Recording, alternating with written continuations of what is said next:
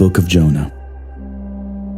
The word of the Lord came to Jonah, son of Amittai. Go to the great city of Nineveh and preach against it, because its wickedness has come up before me. But Jonah ran away from the Lord and headed for Tarshish.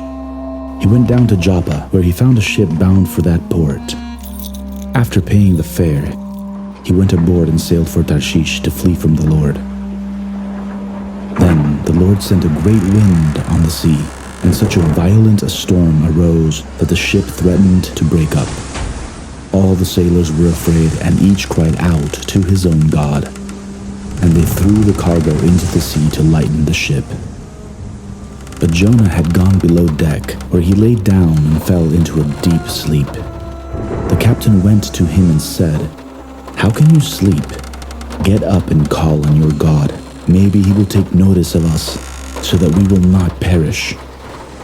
Then the sailors said to each other, "Come, let us cast lots and find out who is responsible for this calamity." They cast lots, and the lot fell on Jonah. So they asked him, "Tell us, who is responsible for making all this trouble for us? What kind of work do you do? Where do you come from? What is your country? From what people are you?" He answered, "I am a Hebrew, and I worship the Lord, the God of heaven, who made the sea and the dry land." This terrified them, and they asked, "What have you done?" They knew he was running away from the Lord, because he had already told them so.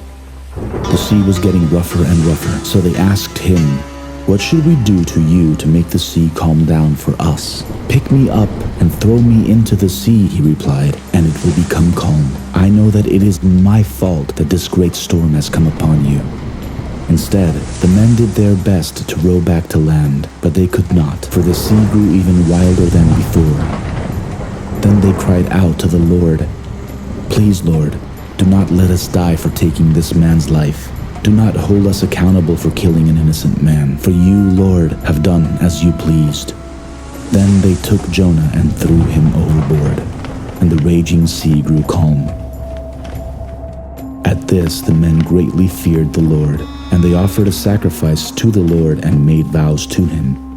Now the Lord provided a huge fish to swallow Jonah, and Jonah was in the belly of the fish 3 days and 3 nights.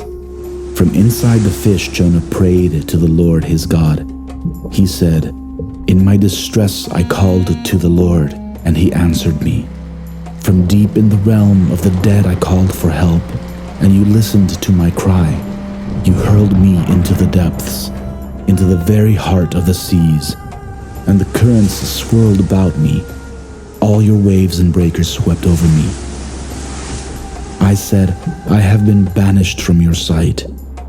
Yet I will look toward your holy temple. The engulfing waters threatened me. The deep surrounded me. Seaweed was wrapped around my head. To the roots of the mountains I sank down. The earth beneath barred me in forever. But you, Lord my God, brought my life up from the pit. When my life was ebbing away, I remembered you, Lord, and my prayer rose to you, to your holy temple. Those who cling to worthless idols turn away from God's love for them, but I, with shouts of grateful praise, will sacrifice to you. What I have vowed I will make good. I will say, salvation comes from the Lord. And the Lord commanded the fish, and it vomited Jonah unto dry land. Then the word of the Lord came to Jonah a second time. Go to the great city of Nineveh, and proclaim to it the message I give you. Jonah obeyed the word of the Lord and went to Nineveh. Now Nineveh was a very large city. It took 3 days to go through it. Jonah began by going a day's journey into the city, proclaiming, 40 more days and Nineveh will be overthrown. The Ninevites believed God. A fast was proclaimed, and all of them, from the greatest to the least, put on sackcloth. When Jonah's warning reached the king of Nineveh, he rose from his throne, took off his royal robes, covered himself with sackcloth, and sat down in the dust. This is the proclamation he issued in Nineveh. By the decree of the king and his nobles, do not let people or animals, herds or flocks taste anything.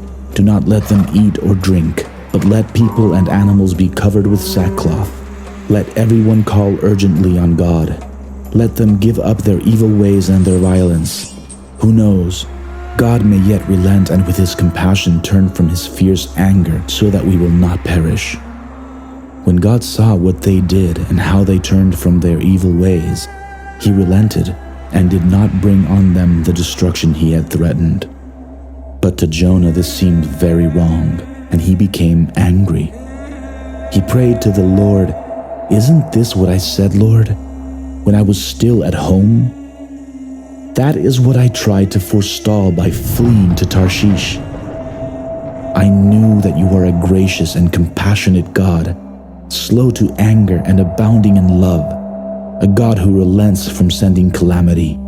Now, Lord, take away my life, for it is better for me to die than to live." But the Lord replied, "Is it right for you to be angry?" Jonah had gone out and sat down at a place east of the city. There he made himself a shelter, sat in its shade, and waited to see what would happen to the city. The Lord God provided a leafy plant and made it grow over Jonah to give shade for his head, to ease his discomfort. And Jonah was very happy about the plant. But at dawn the next day, God provided a worm which chewed the plant so that it withered. When the sun rose, God provided a scorching east wind, and the sun blazed on Jonah's head so that he grew faint. He wanted to die and said, "It would be better for me to die than to live." But God said to Jonah, "Is it right for you to be angry about the plant?" "It is," he said, "and I'm so angry I wish I were dead." But the Lord said, "You have been concerned about this plant, though you did not tend it or make it grow. It sprang up overnight and died overnight. And should I not have concern for the great city of Nineveh, in which there are more than 120,000 people who cannot tell their right hand from their left, and also many animals?